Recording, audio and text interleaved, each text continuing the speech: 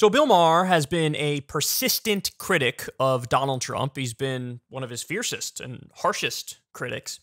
But now, all of a sudden, out of nowhere, he comes in with a contrarian take. Maher has always had a strong contrarian streak as well. He's really going to flex that here. So he's talking about Alvin Bragg's potential indictment of Donald Trump, potential arrest of Donald Trump over the Stormy Daniels hush money payment. And look at this nuclear flaming hot take he drops. So I really don't want to give Donald Trump the satisfaction of talking about him. I thought when he was gone, he'd be gone a little bit. But, you know, there is an ex-president out there now who's going to be arrested, possibly. And he is talking about violence in the streets of his supporters if he does. So I don't know. I kind of have to say, or get your opinion on this just one more time. We can be quick about it. But I just would like to go on record of saying I think this is a colossal mistake if they bring these charges. Not this one. You know, I mean, yes, he's done a lot of bad things, and I'm sure he did this. Everything they accuse him of done, he did. But first of all, it's not going to work. It's going to be rocket fuel for his 2024 campaign.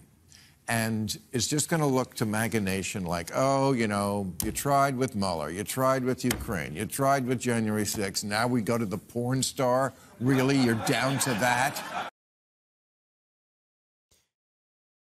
No matter which charges you go after him on, even if it's the most slam dunk case imaginable, even if it's the worst possible crime, they're still going to say that.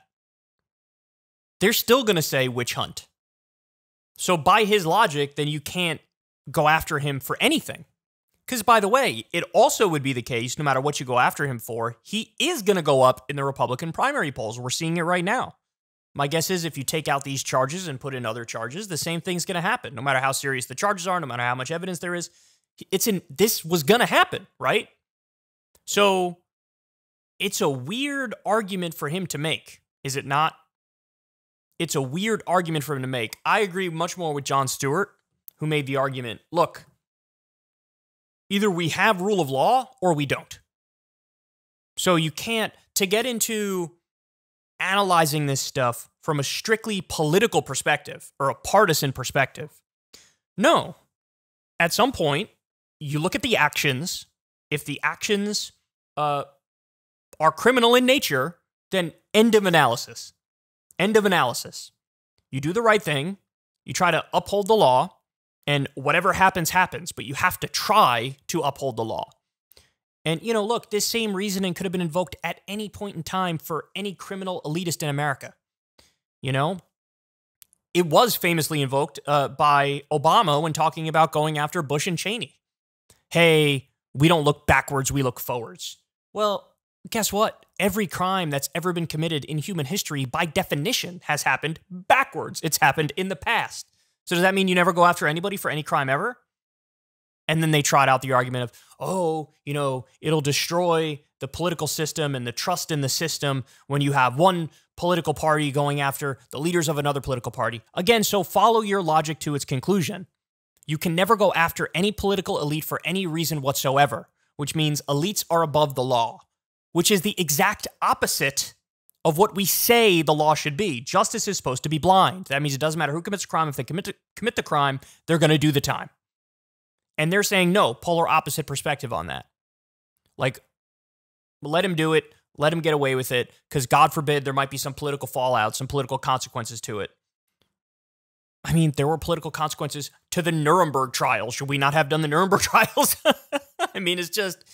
And I would not in a million years have expected him to say this, right? Because this is totally out of character with other commentary he's done on Trump.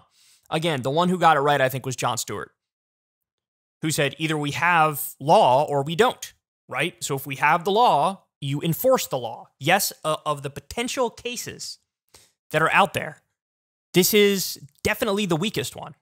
Definitely. In terms of just plain face reading of the situation, the amount of time you could get, the level of a crime it is. Yeah, it's the weakest of all the potential ones out there.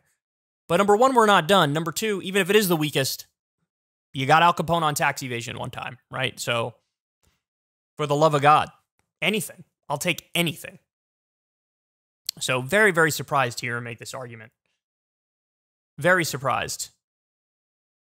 I get it. You're trying to get into the mind of the Trump supporting conservative base voter, but there would be no scenario wherein they would be okay with justice against Donald Trump.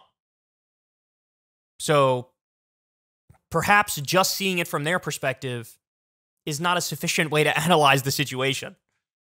You also have to take into account rule of law and annoying little things like that. Ever since Adpocalypse, when YouTube defunded all independent news and politics overnight, we haven't trusted them. We know they can pull the rug out from underneath us at any time. If you enjoy this content, please consider tipping $1 or $2 per month on the Secular Talk Patreon. Link in the video description box below. Thanks for your support.